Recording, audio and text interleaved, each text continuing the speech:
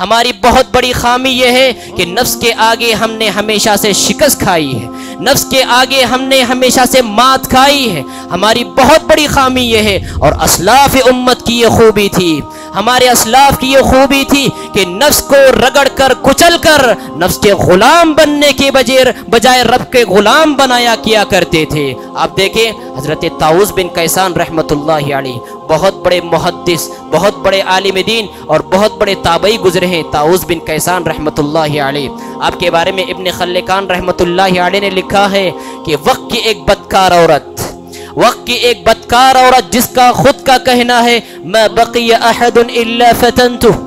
ما بقی احد الا فتنتہ، جس کو بھی میں دعوت گناہ دیا کرتی تھی وہ میرا ہو کر رہتا تھا اور اس کے ایمان کا جنازہ میں نکال دیا کرتی تھی۔ ما خلا طاؤس بن کیسان، لیکن طاؤس بن کیسان ایسا واحد شخص ہے جس کے ایمان اور تقوی کو ذرہ برابر میں متزلزل نہیں کر سکی، اس کو میں اپنے دامے فریب میں پھنسا نہیں سکی۔ وہ خود کہتی ہے کہ ایک مرتبہ میں طاؤس بن کیسان کے پاس گئی اور دعوت گناہ دی، انہوں نے کہا کہ فلاں وقت کو میرے پاس چلے آ جانا، فلاں وقت کو میرے پاس چلے آ جانا، اور جب وہ کہتی ہے کہ فلاں وقت آ گیا تو میں ان کے پاس آئی، وہ مجھے لے کر حرم شریف میں تشریف لے گئے،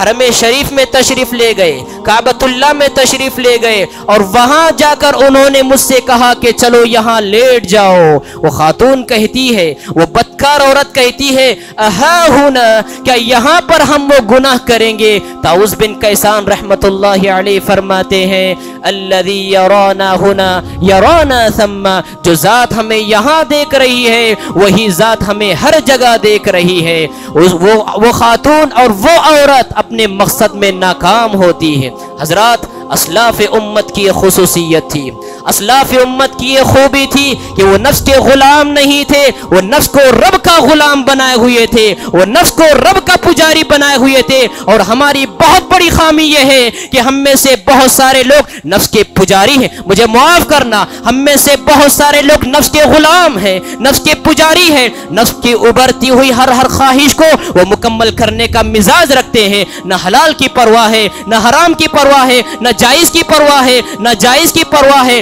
بس نفس میں خواہش پیدا ہو گئی، یہ صبح سپید کی طرح میری خواہش مکمل ہو، ان کا مزاج ہوتا ہے۔ اور رب العالمین کہتا ہے اصل فتح تو یہ ہے کہ تم نفس امارہ پر فتح پاؤ،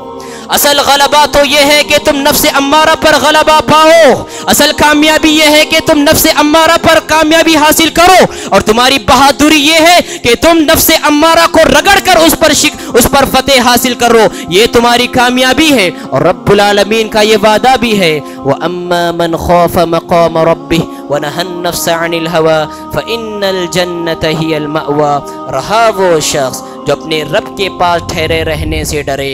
اور اپنی نفسانی خواہشات سے اپنے آپ کو باز رکھے، فَإِنَّ الْجَنَّةَ هِيَ الْمَأْوَىٰ، یقیناً جنت ہی ایسے شخص کا ٹھکانہ ہے۔ حضرات، بہت ضروری ہے